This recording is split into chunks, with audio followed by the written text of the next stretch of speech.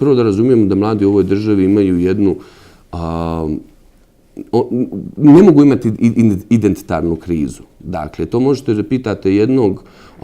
slobodarskog Evropljanina koji može da krizira sa svojim identitetom. Dakle, dijete u Bosni i Hercegovini, mladi čovjek u Bosni i Hercegovini, prije svega ne može da je ima iz prostog razloga što ogromne slojeve tog identiteta on i ne bira.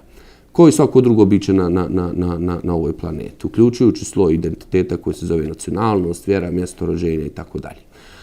Ne bi bio problem ni sa tim da ne dolazimo u sukob s nečim što se zove opasnost, kreće onog trenutka kad drugi ljudi počnu da vas promatraju kroz samo jednu prizmu identiteta. Dakle, to što ste vi Bošnjak, Srbin ili Hrvat, boji apsolutno sve jedan sloj vašeg drugog identiteta, šta god da ste vi u tim svojim drugim slojima identiteta. Ono što ja mogu da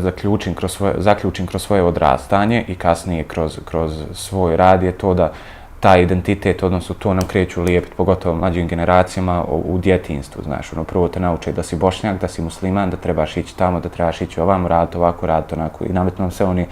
uloge koje ja iskreno ne želim da imam. I onda je tu druga stvar, što onda kad krenemo odrastati, imamo takve obrazovne sisteme koji nas i dalje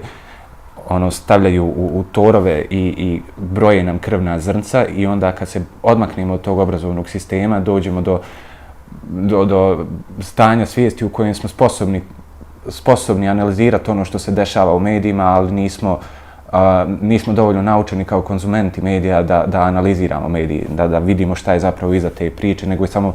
primimo onu informaciju koja nam se da. A to je najčešće informacije koje dobijemo iz tih etnonacionalnih medija koje podupiru određene političke partije, koje podupiru određenu struju, koje podupiru ovo ili ono.